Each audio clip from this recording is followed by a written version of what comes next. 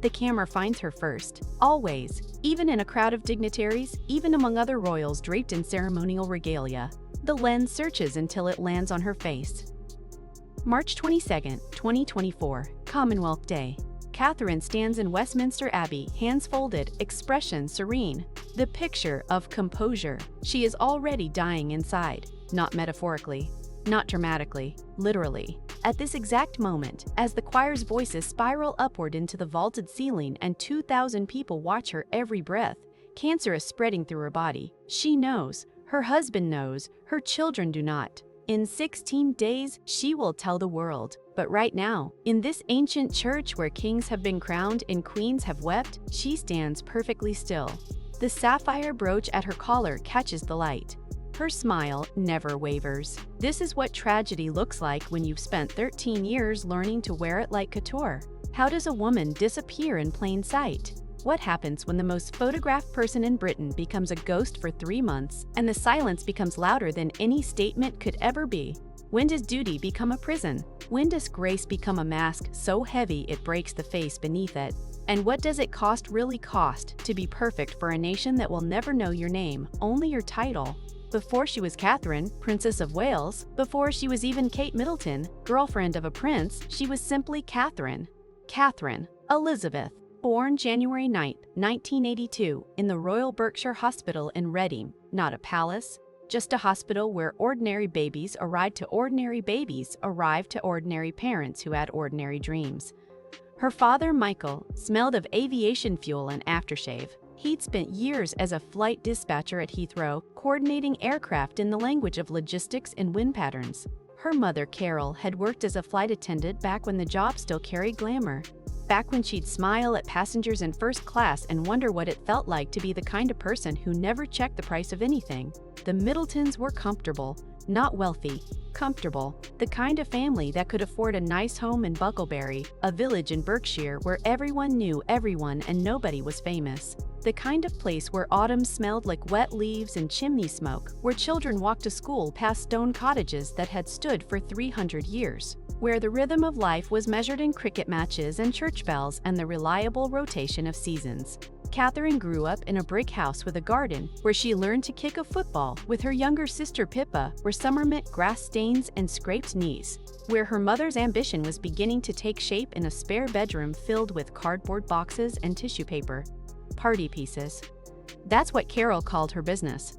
A mail-order party supply company built on the simple belief that celebrations shouldn't be complicated. While other mothers had coffee mornings, Carol had inventory spreadsheets. While other families took modest vacations, the Middletons began to rise, quietly, steadily, into a different tax bracket.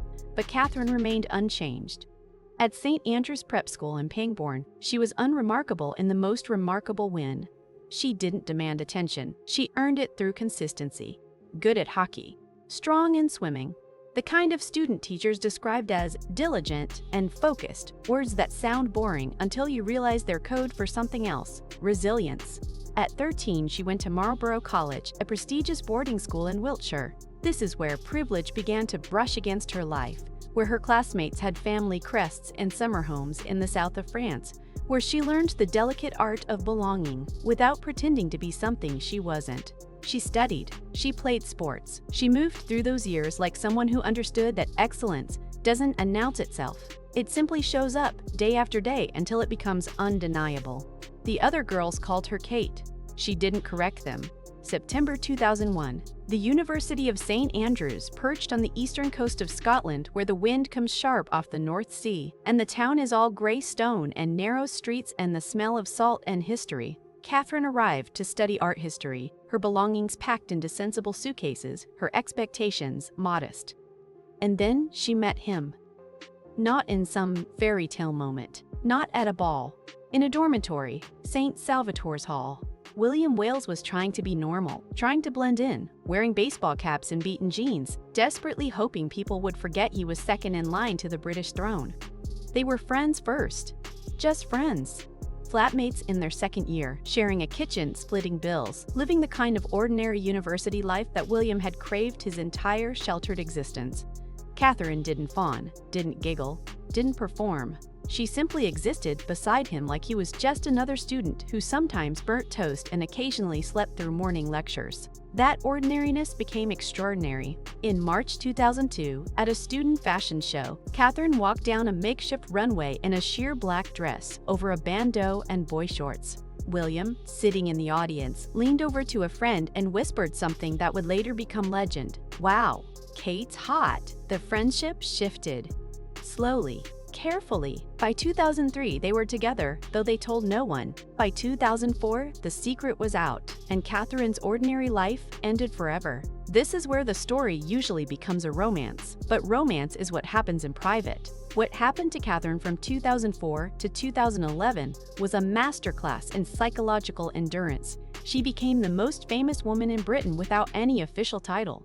No protection, no palace walls, no royal handlers to manage the press or negotiate boundaries. She was William's girlfriend, a role that existed in a brutal limbo, public enough to be hunted, private enough to be undefended. The photographers came first, outside her apartment in London, outside the nightclub where she worked briefly as a buyer for her parents' company, outside the gym, outside the grocery store, grown men with telephoto lenses shouting her name, following her car, camping on her street. The headlines came next. Waity Katie, because she hadn't been proposed to yet. Doors to manual, mocking her mother's flight attendant past. Too thin, too common, too ambitious. Every outfit dissected, every pound gained or lost documented, every smile analyzed for signs of strain or desperation. The British press, that savage machine that had once devoured Diana, turned its appetite toward Catherine and found her refreshingly vulnerable. And she said nothing. Not a single interview, not one tell-all, not even a prepared statement.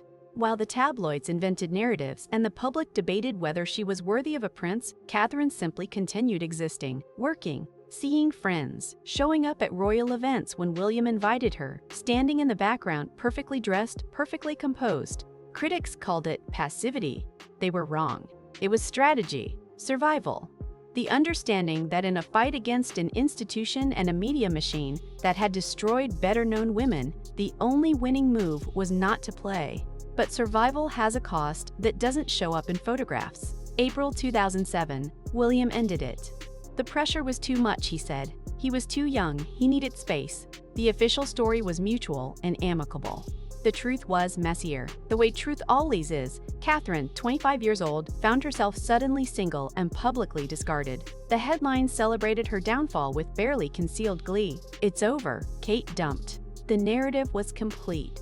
The middle-class girl who had reached for royalty and had her hand slapped away. But Catherine did not shatter. She went out. She traveled to Dublin with her mother. She was photographed at clubs looking radiant and unbothered, though inside she was doing the hard work of rebuilding a sense of self that had become dangerously entangled with someone else's identity. And William, watching from a distance, began to realize what he had lost. By June, they were back together, quietly, privately, but something had changed. Catherine returned, not as someone who needed rescuing, but as someone who had already rescued herself. The power dynamic shifted. She was no longer the girl lucky to be chosen. She was the woman who had proven she could walk away. November 2010, Kenya. The foothills of Mount Kenya, where the air is thin and the sky impossibly wide. William, carrying his mother's sapphire engagement ring in his rucksack for 3 weeks, finally asked. Catherine, who had waited with a patience that tabloids mocked but history would vindicate, said yes. April 29, 2011. Westminster Abbey. 2 billion people watched. The dress Sarah Burton for Alexander McQueen, lace sleeves and a 9-foot train became instant iconography. The balcony kiss, the horse-drawn carriage. The fairy tale complete. Except it wasn't a fairy tale.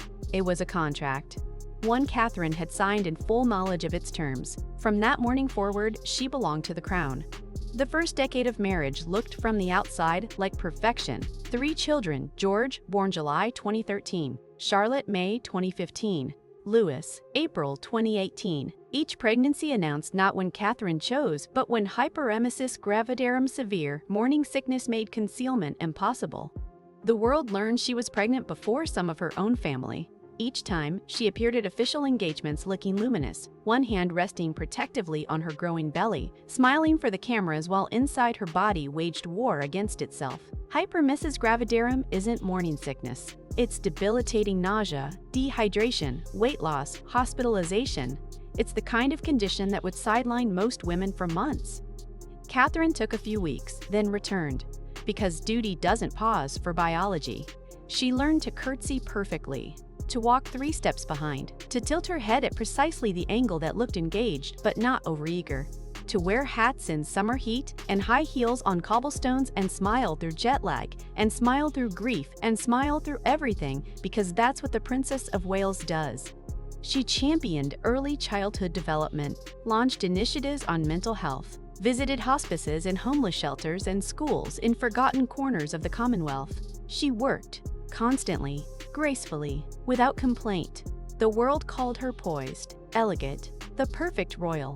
What they didn't call her was tired, human, breakable. January 2024, something is wrong. The palace announces she's undergone planned abdominal surgery. The statement is brief, clinical. It offers no details, no diagnosis, just reassurance, non-cancerous, successful. She'll return to duties after Easter. The world accepts this. Wishes her well, moves on. But Catherine doesn't return after Easter. Spring arrives. The daffodils bloom in Kensington Gardens. The calendar fills with royal engagements, and beside her name, again and again, unavailable. The silence grows strange, then suspicious. Social media ignites with conspiracy theories. Where is Kate? Why hasn't she been seen? Is she okay? Is the marriage over? Is she in hiding? Is she even alive? The palace says nothing. William says nothing. William says nothing. The silence becomes a chasm into which the public pours its wildest anxieties. March 10th, Mother's Day in the UK. The palace releases a photograph of Catherine surrounded by her 3 children, all smiling in a sun-dappled garden.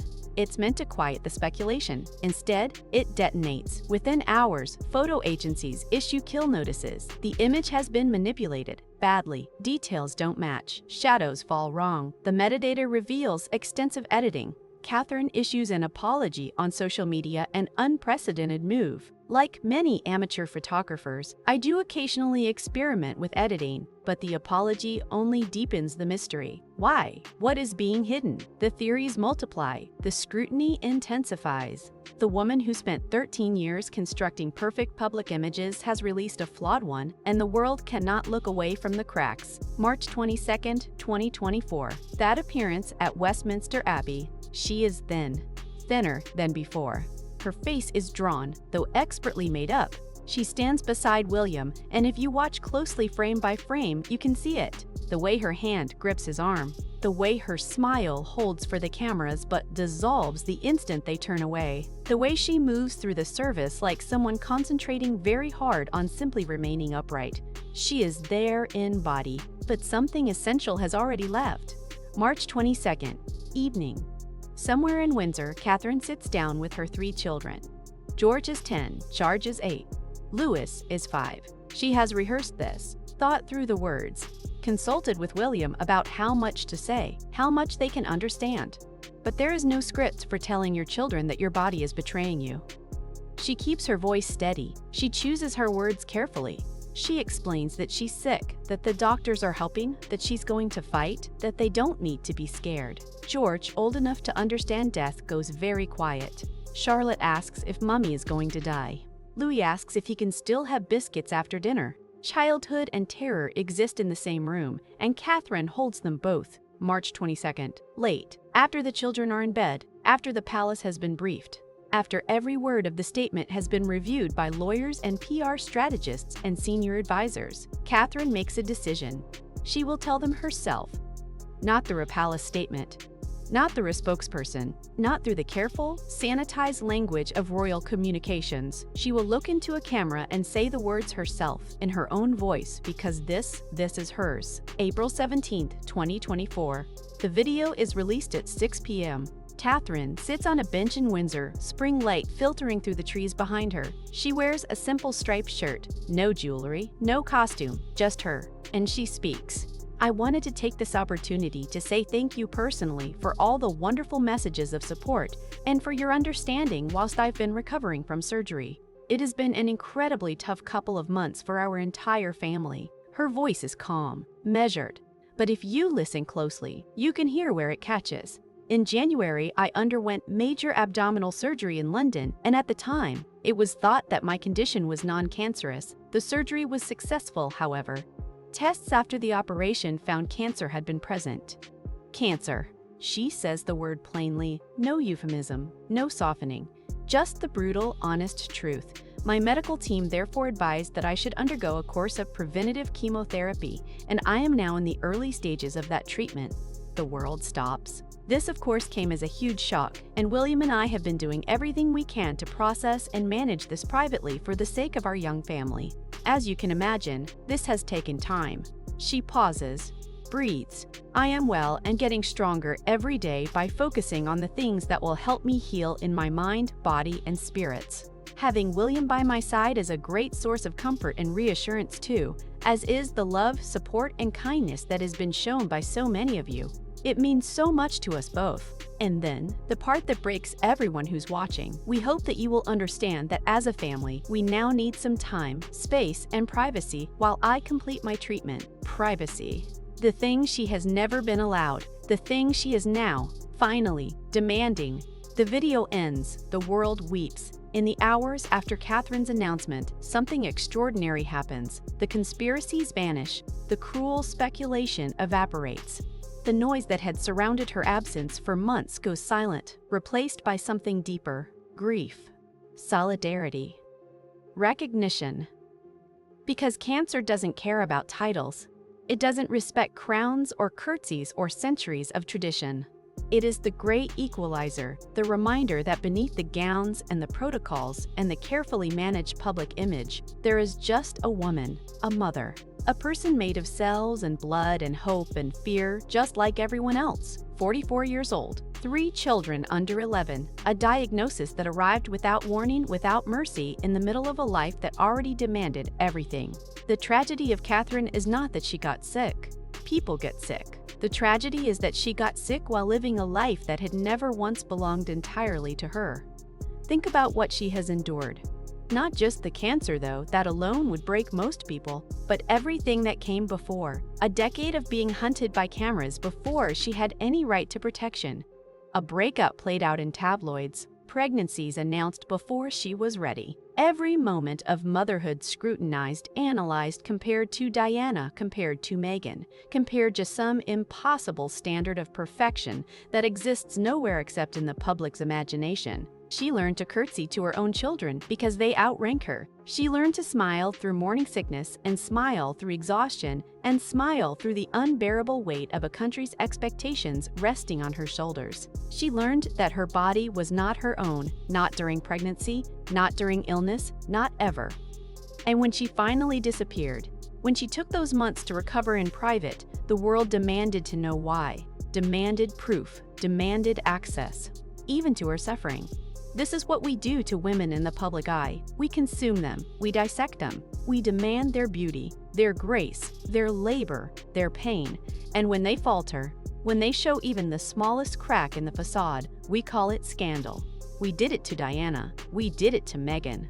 We are doing it to Catherine. The invisible villain in this story is not a person, it's a system, an institution that demands perfection and offers no room for humanity, a public that loves its princesses but forgets their people, a media machine that profits from suffering and calls it news.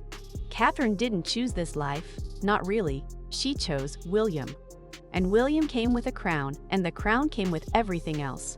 But here's what the diagnosis revealed, what months of treatment and silence and enforced rest finally allowed.